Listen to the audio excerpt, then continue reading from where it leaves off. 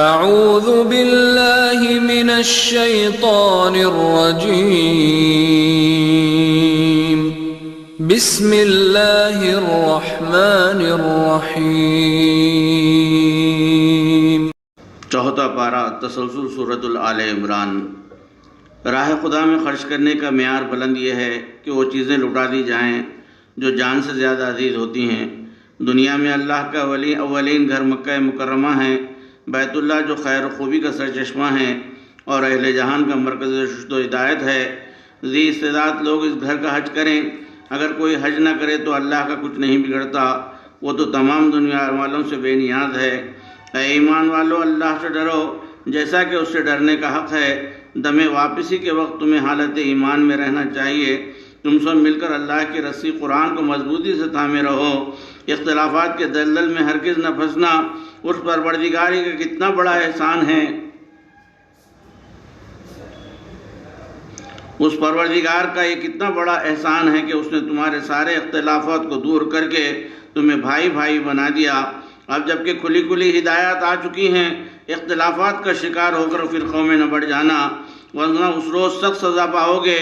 جبکہ بعض لوگ سرخ رو ہو کر دامن رحمت میں جگہ پائیں گے اور بعض لوگ روح سیاہ ہو کر جہنم رسید ہو جائیں گے۔ امت مسلمہ دنیا کا بہترین گروہ ہے جسے دنیا کے میدان کارزار میں صرف اس لیے لا گیا ہے کہ انسانیت کی اصلاح و ہدایت اس کے سپرد کر دی جائے۔ اس امت میں ایک فعال اور مستعد جماعت ایسی ضرور ہونی چاہیے جو نیکی کا اذن عام دے، بھلائی کا اجالا پھیلائے، برائی کے اندھیروں کو پاش پاش کر دے۔ سن رکھو، اللہ کے نافرمان اہل کتاب یہود نیکی کی اس مہم میں تھوڑی بہت ایذا رسانی کے سوا تمہارا کچھ بگاڑ نہیں سکتے۔ تم سے لڑائی کی صورت پیدا ہو جائے تو یہ بگڑٹ بھاگ نکلیں گے۔ ان کو تھوڑا بہت سہارا اگر کہیں ملتا ہے تو اللہ واسطے لوگوں سے کیے گئے کسی معاہدے کے تحت ملتا ہے، ورنہ یہ تو آیات الہی کے انکار اور قتل انبیاء کے جرم اللہ کے غضب کے مستحق ہو چکے ہیں، اور دوسروں کے حاجت مند بن کر رہنا ان کا مقدر بن چکا ہے۔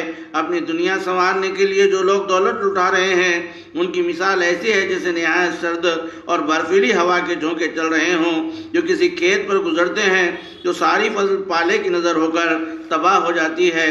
صرف اہل ایمان کو اپنا یار اور رازدار بناؤ، اغیار کو نہیں، وہ تو ہمیشہ تمہاری خرابی کے در پہ رہتے ہیں۔ تمہیں نقصان پہنچتا ہے تو وہ خوش ہوتے ہیں، ان کے دل کا بغض ان کے منہ سے ابلا پڑتا ہے۔ تمہارے خلاف ان کا غصہ اتنا شدید ہوتا ہے کہ وہ غیظ و غضب کی حالت میں اپنی انگلیاں تک چبا لیتے ہیں۔ تمہارا بھلا ہوتا ہے تو ان کو برا لگتا ہے، اور تم پر کوئی بپتا پڑتی ہے تو ہمارے خوشی کے ناڑ ٹوٹتے ہیں۔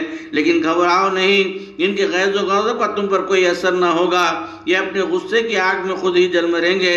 لیکن شرط یہ ہے کہ تم صبر کا دامن ہاتھ سے جانے نہ دو اور اس پروردگار سے ہمیشہ ڈرتے رہو۔ اس کے لیے تمہارے اندر بہت بڑے حوصلے کی ضرورت ہے۔ جس طرح اللہ نے بدر کی لڑائی میں تمہاری مدد کی تھی، اسی طرح احد کی جنگ میں بھی مدد کرے گا۔ بس بزدلی نہ دکھاؤ اور صبر اور خدا ترسی کی روش پر قائم رہو، پھر اللہ تعالیٰ 3000 نہیں بلکہ 5000 فرشتوں سے تمہاری مدد کرے گا۔ اگر تم واقعی مومن ہو تو فتح و کامرانی تمہاری قدم چومے گی، دشمن ذلت آمیز شکست کھائے گا۔ غزوہ احد میں تمہیں کچھ چوٹ ضرور لگی ہے، مگر فکر نہ کرو، ایسی ہی چوٹ اس سے پہلے بدر کی لڑائی میں تمہارا دشمن کھا چکا ہے۔ یہ تو لیل و نہار کی گردش ہے کہ کبھی فتح نصیب ہوتی ہے اور کبھی شکست۔ جنت یوں ہی زبانی جمع خرچ کرنے پر ملنے والی نہیں ہے۔ راہ خدا میں جانے لڑانے والے اور ہر آزمائش میں صابر و شکر رہنے والے جنت کے مستحق ہیں۔ بڑھتا چڑھتا سود کھانا چھوڑ دو اور چل پڑو بخشائش رب کی راہ پر۔ زمین و آسمان جیسی وسیع و عریض جنت کی جانب، ہمیشگی کی جنت کی طرف، جو خاص ان بندوں کے لیے جو ہمیشہ خدا سے ڈرتے ہیں تیار کی گئی ہے۔ تنگ حالی ہو یا خوشحالی، ہر حال میں اپنے مال خرچ کرتے رہو، اپنے غصے کو پی جاتے رہو، دوسروں کے قصور معاف کرتے رہو، اپنی بات منوانے کی جا بیجا صحیح نہ کرو۔ کبھی خطا سرزد ہو جاتی ہے تو بھیگی پلکوں کے لیے اپنے پروردگار سے معافی مانگو۔ ہر ذی روح کو اللہ کے حکم سے موت آتی ہے اور موت ایک طے شدہ امر ہے۔ محمد صلی اللہ علیہ وسلم اللہ کے آخری رسول ہیں، اگر وہ وفات پا جائیں یا قتل کر دیے جائیں تو کیا تم الٹے پاؤں راہ کفر پر چل نکلو گے؟ جان لو جو الٹا پھرے گا وہ اللہ کا کچھ نقصان نہ کرے گا، خود اپنا ہی نقصان کر لے گا۔ پچھلے رسولوں ان کی خدا پرست ساتھیوں نے بھی دشمنان خدا سے جنگ کی، اس راہ میں پیش آنے والی مصیبتوں پر وہ دل برداشت نہ ہوئے اور نہ انہوں نے کسی قسم کی کمزوری دکھائی۔ وہ اللہ سے کفار کے مقابلے میں ظفر و کامرانی کی دعا مانگا کرتے تھے، اللہ نے ان کی دعا سن لی اور انہیں دنیا میں کامیاب کیا اور آخرت میں بھی۔ بس اللہ ہی کو اپنا بہترین حامی و مددگار بنا لو، وہ منکرین حق کے دلوں پر تمہارا رعب طاری کر دے گا۔ احد کی لڑائی میں اول تمہارا ہی پلہ بھاری تھا، مگر جب تم نے اپنے امیر کے حکم کی خلاف ورزی کی اور مال غنیمت کے لیے تمہارا جی للچایا تو اللہ نے کافروں کے مقابلے میں تمہیں پسپا کر دیا۔ رسول اللہ تمہیں پکارتے رہے، تمہیں بلاتے رہے، لیکن تم میدان جنگ سے بگڑ بھاگے جا رہے تھے، پھر بھی اللہ نے تمہیں معاف کر دیا اور تمہارے دلوں پر سکون و اطمینان طاری کر دیا تاکہ تم اچھے رنو تازہ دم ہو کر کفار کو شکست دے سکو۔ اس میں شک نہیں کہ موت کا تصور کر کے دل حسرت و اندھوں میں ڈوب جاتے ہیں، مگر یاد رکھو مارنے اور جلانے والا اللہ ہی ہے۔ موت لوگوں کو گھروں سے نکال کر مقتل تک لے جاتی ہے، بس راہ خدا میں اپنی جان آفرید سپرد کر دو، اللہ کی بخشش بے پایاں تمہاری راہ دیکھ رہی ہے۔ یہ اللہ سبحانہ کی شان رحمت ہے کہ محمد صلی اللہ علیہ وسلم لوگوں کے حق میں بڑے نرم مزاج ہے، ان کی زندگیوں کو سنوارتے ہیں، آیات الہی سناتے ہیں، دانائی کی تعلیم دیتے ہیں۔ اے نبی صلی اللہ علیہ وسلم، دین کے کام میں اہل ایمان کو شریک مشاورت کرو، اور جب کوئی بات طے ہو جائے تو اللہ کے بھروسے پر پکے عزم کے ساتھ کام کا آغاز کرو۔ احد کی جنگ میں اہل ایمان جس مصیبت سے دوچار ہوئے تھے وہ ان کی اپنی ہی کمائی تھی، اور یہ سب کچھ اللہ کی اجازت سے ہوا۔ ان مصائب و آلام میں مبتلا کر کے اللہ مومن اور منافق کو الگ کر لیتا ہے۔ آگاہ ہو جاؤ کہ راہ خدا میں جو لوگ قتل ہوئے ہیں وہ مردہ نہیں ہیں، زندہ ہیں، اور اپنے رب سے رزق پاتے ہیں اور اس کی بے کران عنایات پر خوش و خرم اور آسودہ ہیں۔ نیکوکار اور پرہیزگار لوگ دشمن کی زبردست جنگی تیاریوں کو دیکھ کر دامن ہمت کو ہاتھ سے جانے نہیں دیتے، بلکہ ان کا ایمان اور بڑھ جاتا ہے۔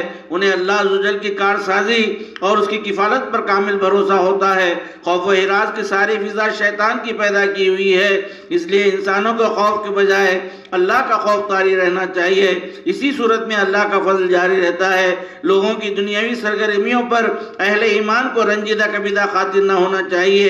اللہ کی ڈھیل کی وجہ سے وہ لوگ دراصل اپنے پاپ کا گھڑا بھر رہے ہیں، ان کے لیے سخت رسوا کن سزا کا فیصلہ صادر ہو چکا ہے۔ اہل ایمان موجودہ تنگ دستی کی حالت سے کب نکل آئیں گے، مومن اور منافق کب علیحدہ کیے جائیں گے، یہ غیب کی باتیں ہیں اور ہر ایک کو نہیں بتلائی جاتی۔ ہاں، اللہ اپنے رسولوں میں سے جس کو چاہتا ہے غیب کی ان باتوں سے آگاہ کرتا ہے۔ جو لوگ اللہ کے فضل سے نوازے گئے ان کو بخل سے بچنا چاہیے، کیونکہ جو کچھ بھی جوڑ جوڑ کر رکھا جاتا ہے وہی قیامت کے دن ان کے گلے کا طوق بن جائے گا۔ اللہ نے یہودیوں کی ان گستاخانہ باتوں کو ریکارڈ کر لیا ہے کہ اللہ مفلس ہو گیا ہے، اس لیے وہ ہم سے صاحب جیسے سربست لوگوں سے قرض حسنہ کا طلبگار ہے۔ وہ وقت آ رہا ہے جب ہم ان گستاخوں کو جہنم کا مزہ چکھا کر رہیں گے۔ معجزوں کی فرمائش کرنے والوں پر واضح کر دیا گیا کہ اس سے پہلے رسولوں نے جب نشانیاں بتائیں تو ان کو تسلیم کرنے کے بجائے ان کی تکذیب کی، رسولوں کو قتل کیا۔ یہ ممکنین ایسے لوگ ہیں جن کو دنیا کی ظاہری فریبی نے آخرت سے بالکل بے خوف کر دیا۔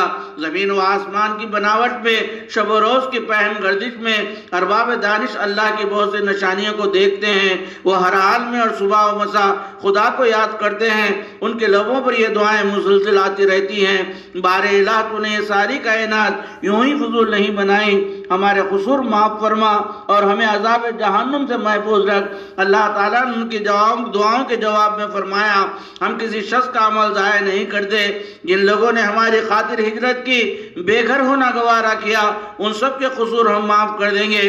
ان کے لیے جنت میں ایسے خوبصورت باغ ہیں جن میں نفیس نہروں کا جال بچھا ہوا ہے۔ بس لوگوں کے دنیاوی تمتراق پر نہ جاؤ، یہ چند روزہ زندگی کا بس تھوڑا سا سامان ہے، عیش و سامان ہے، ان سبوں کا آخری مسکن جہنم ہے۔ خدا سے ڈرتے رہو، خدا سے ڈرتے رہو، صبر سے کام لو، باطل کی طاقتوں کے مقابلے میں اپنے کسب کا مظاہرہ کرو، اسی میں تمہاری فوز و فلاح ہے۔ سورۃ النساء۔ اللہ تعالیٰ نے آدم و حوا السلام کے جوڑے سے نسل انسانی کے سلسلے کو چلایا، پس اس بزرگ و برتر سے ڈرو اور رشتہ داری کے تعلقات میں بگاڑ پیدا نہ کرو۔ یتیموں کے مال میں کسی طرح کی خیانت نہ کرو۔ اگر تمہیں اندیشہ ہو کہ تم یتیموں کے ساتھ اچھا سلوک نہ کر سکو گے تو ان یتیموں کی ماؤں میں سے جو تمہارے لیے جائز ہوں 2 یا 3 یا 4 کو اپنے نکاح میں لے لو۔ اگر بیویوں کے معاملے میں انصاف نہ کر سکو تو صرف ایک ہی بیوی پر اکتفا کر لو، ان کے مہر نہایت خوش دلی کے ساتھ ادا کرو۔ جب تک یہ یتیم بچے ناسمجھ اور نادان ہوں ان کے مال ان کے حوالے نہ کرو۔ ہاں جب یہ سن شعور کو پہنچ جائیں تو گواہوں کی موجودگی میں ان کے مال واپس کر دو۔ اگر کوئی دولت مند شخص کسی یتیم کی سرپرستی کرے تو اس کو حق سرپرستی کے طور پر کچھ نہ لینا چاہیے۔ البتہ کوئی غریب آدمی سرپرستی کر رہا ہے تو اسے مرجوع طریقے کے مطابق حق سرپرستی لینے کی اجازت ہے، لیکن ان کے مال جلد کھانا شروع نہ کرنا اس خیال سے کہ وہ بڑے ہو کر اپنے حق کا مطالبہ کریں گے۔ یاد رکھو یتیم کا مال کھانا گویا اپنے پیٹ میں آگ بھر لینا ہے۔ وراثت کے مال و جائیداد میں قریبی رشتہ داروں، عورت یا مرد سب کا حصہ ہے۔ قرآن حکیم نے تقسیم ترکے کی تفصیل اور اس کا تناسب وضاحت کے ساتھ بیان کرتے ہوئے ان حدود کی پابندی پر زور دیا۔ بیوہ کو خاندان کی میراث سمجھ کر اس کے مال پر قبضہ جمانے کے لیے مکر و فریب سے کام نہ لینا چاہیے۔ ایک بیوی کی جگہ دوسری بیوی کو لانا چاہو تو پہلی کو دیے گئے مال میں سے کچھ واپس نہ لو اور نہ ہی اس پر بہتان کے ہتھ کنڈے استعمال کرو تاکہ اس سے مال واپس لینے کا جواز پیدا ہو جائے۔ کسی عورت کو بدکار ثابت کرنے کے لیے 4 مردوں کی گواہی ضروری ہے۔ گناہ ثابت ہو جائے تو اس کے لیے سزا مقرر ہے۔ اگر یہ توبہ کر لے اور اپنی اصلاح کر لے تو چھوڑ دو، لیکن یاد رکھو توبہ صرف ان کی قبول ہوتی ہے جو نادانی میں کوئی فعل بد کر گزرتے ہیں اور جلد ہی پشیمان ہو کر توبہ کرتے ہیں، لیکن وہ توبہ نہیں ہے جو برے اعمال پر مداومت کرنے والوں کو دم واپسی کے وقت یاد آتی ہے۔